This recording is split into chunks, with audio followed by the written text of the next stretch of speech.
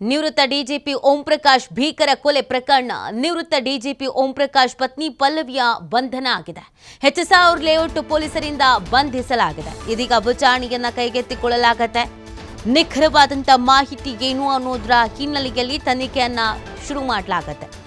ಓಂ ಪ್ರಕಾಶ್ ಅವರನ್ನ ಯಾಕೆ ಕೊಲೆ ಮಾಡಿರಬಹುದು, ಯಾವ ವಿಚಾರದಲ್ಲಿ ಜಗಳ ಶುರು ಆಗಿರಬಹುದು, ಎಷ್ಟು ದಿನಗಳಿಂದ ಈ ಜಗಳ ಗಲಾಟೆ ಸಮಸ್ಯೆ ಅನ್ನೋದು ಇತ್ತು, ಪತ್ನಿ ಒಬ್ಬರೇ ಈ ಕೊಲೆ ಪ್ರಕರಣದಲ್ಲಿ ಭಾಗಿಯಾಗಿದ್ದಾರಾ, ಇದರಲ್ಲಿ ಪುತ್ರಿಯ ಪಾತ್ರ ಏನಿದೆ, ಈ ವಿಚಾರ ಮಗನಿಗೆ ಗೊತ್ತಿರಲಿಲ್ವಾ, ಎಲ್ಲವೂ ಕೂಡ ತನಿಖೆ ಆಗಬೇಕಾಗಿದೆ. ಮತ್ತು ಹೇಗೆ ಮರ್ಡರ್ ಮಾಡಿದ್ರು ಇದು ಕೂಡ ಬಹಳ ಇಂಪಾರ್ಟೆಂಟ್ ಆಗುತ್ತೆ. ಯಾಕಂದರೆ ಬಹಳ ಭೀಕರವಾಗಿ ಭಯಂಕರವಾಗಿ ಕೊಲೆ ಮಾಡಲಾಗಿದೆ ಅಂತ ಹೇಳಲಾಗ್ತಾ ಇದೆ. ಸುಮಾರು 8ರಿಂದ 10 ಕಡೆ ಚುಚ್ಚಿ ಕೊಲೆ ಮಾಡಲಾಗಿದೆ. ಜೊತೆಗೆ ಖಾರದ ಪುಡಿಯನ್ನು ಎರಚಿ, ಅಡುಗೆ ಎಣ್ಣೆಯನ್ನು ಎರಚಿ, ಕೈಕಾಲನ್ನು ಕಟ್ಟಿ ಆಮೇಲೆ ಕೊಲೆ ಮಾಡಲಾಗಿದೆ ಅಂತ. ಸೊ ಇದೆಲ್ಲದ್ರ ಬಗ್ಗೆಯೂ ಕೂಡ ತನಿಖೆನ ನಡೆಸಬೇಕಾಗತ್ತೆ. ತಾಯಿ ಮಗಳು ಇಬ್ಬರು ಸೇರಿಗೆ ಈ ಹತ್ಯೆಯನ್ನು ಮಾಡಿದ್ರೋ ಅಥವಾ ತಾಯಿ ಮಾತ್ರ ಮಾಡಿದ್ದೋ, ಅದಾದಮೇಲೆ ಮಗಳು ಕೂಡ ಸಪೋರ್ಟಿವಿಗೆ ಬಂದಿದ್ಲೋ, ಏನು ಎತ್ತ, ಯಾವ ಕಾರಣ ಇರ್ಬೋದು, ಆಸ್ತಿ ವಿವಾದ ಅಂತ ಹೇಳ್ತಾ ಇದ್ದಾರೆ, ಅದೇ ಕಾರಣನ ಅಥವಾ ಬೇರೆ ಇನ್ನೇನಾದರೂ ಕಾರಣಗಳು ಇರಬಹುದಾ, ಇದು ಕೂಡ ಬಹಳ ಮುಖ್ಯ ಆಗತ್ತೆ. ಸದ್ಯ ಇದೀಗ ಪತ್ನಿ ಪಲ್ಲವಿಯನ್ನು ಬಂಧಿಸಲಾಗಿದೆ. ವಿಚಾರಣೆಯನ್ನು ಕೈಗೆತ್ತಿಕೊಳ್ಳಲಾಗುತ್ತೆ. ಮೆಡಿಕಲ್ ಟೆಸ್ಟ್ ಎಲ್ಲವೂ ಕೂಡ ಮುಗ್ದಿರುವಂಥದ್ದು. ವಿಚಾರಣೆಯಲ್ಲಿ ಏನೆಲ್ಲ ಸ್ಫೋಟಕ ಮಾಹಿತಿಗಳು ಹೊರಗೆ ಬರುತ್ತೆ ಅನ್ನೋದು ಬಹಳ ಮುಖ್ಯ. ಯಾಕಂದರೆ ಒಬ್ಬ IPS ಅಧಿಕಾರಿಯಾಗಿ ಕಾರ್ಯವನ್ನು ನಿರ್ವಹಿಸಿದವರು, ಬಹಳ ಜವಾಬ್ದಾರಿಯುತ ಹುದ್ದೆಯನ್ನು ನಿರ್ವಹಿಸಿದವರ ಬಾಳ್ ಹೀಗಾಗತ್ತೆ ಅಂತಂದರೆ ಜನಸಾಮಾನ್ಯರ ಬದುಕು ಅನ್ನೋ ಪ್ರಶ್ನೆ. ಸೆಂಟ್ ಜಾನ್ಸ್ ಆಸ್ಪತ್ರೆಯಲ್ಲಿ ಓಂ ಪ್ರಕಾಶ್ ಮರಣೋತ್ತರ ಪರೀಕ್ಷೆ. ಸುಮಾರು 1 ಗಂಟೆಗಳ ಕಾಲ ನಡೆಯುವಂಥ ಮರಣೋತ್ತರ ಪರೀಕ್ಷೆ. ಸೆಂಟ್ ಜಾನ್ಸ್ ಆಸ್ಪತ್ರೆಯ ಡಾಕ್ಟರ್ ವರ್ಗೀಸ್ ತಂಡದಿಂದ ಮರಣೋತ್ತರ ಪರೀಕ್ಷೆನ ಮಾಡಲಾಗುತ್ತೆ. ಪೋಸ್ಟ್ ಮಾರ್ಟಮ್ ನಂತರ ಓಂ ಪ್ರಕಾಶ್ ಮಗನಿಗೆ ಮೃತದೇಹವನ್ನು ಹಸ್ತಾಂತರ ಮಾಡಲಾಗುತ್ತೆ. HSR ಲೇಔಟ್ನ ಟೆನ್ನಿಸ್ ಕ್ಲಬ್ನಲ್ಲಿ ಅಂತಿಮ ದರ್ಶನಕ್ಕೆ ವ್ಯವಸ್ಥೆಯನ್ನು ಮಾಡಲಾಗಿದೆ. ಮಧ್ಯಾಹ್ನ 3 ಗಂಟೆಗೆ ವಿಲ್ಸನ್ ಗಾರ್ಡನ್ ಚಿತಾಗಾರದಲ್ಲಿ ಅಂತ್ಯಕ್ರಿಯೆಯನ್ನ ನೆರವೇರಿಸಲಾಗುತ್ತೆ. ಇದೀಗ ಮರಣೋತ್ತರ ಪರೀಕ್ಷೆಯನ್ನ ನಡೆಸಲಾಗ್ತಾ ಇದೆ. ಸೆಂಟ್ ಜಾನ್ಸ್ ಆಸ್ಪತ್ರೆಯಲ್ಲಿ ಓಂ ಪ್ರಕಾಶ್ ಮರಣೋತ್ತರ ಪರೀಕ್ಷೆ ನಡೆಯುತ್ತೆ. ಸುಮಾರು 1 ಗಂಟೆಗಳ ಕಾಲ ಈ ಮರಣೋತ್ತರ ಪರೀಕ್ಷೆ ನಡೆಯಲಿದೆ. ಅದಾದ ನಂತರ ಮಗನಿಗೆ ಮೃತದೇಹವನ್ನು ಹಸ್ತಾಂತರ ಮಾಡಲಾಗುತ್ತೆ.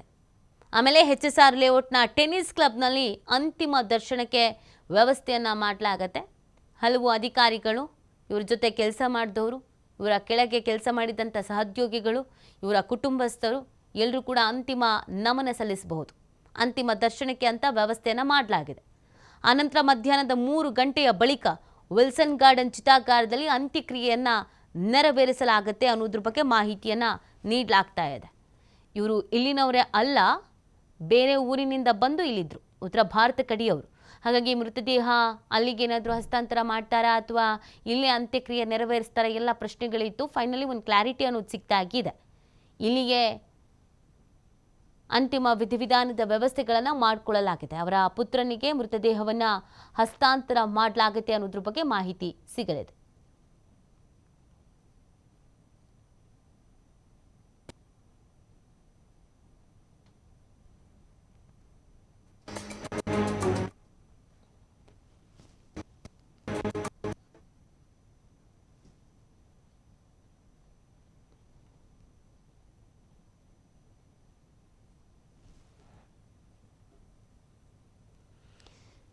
ಈ ಬಗ್ಗೆ ಮತ್ತಷ್ಟು ಮಾಹಿತಿ ನೀಡ್ತಾರೆ ನಮ್ಮ ಪ್ರತಿನಿಧಿ ಸಂತೋಷ್.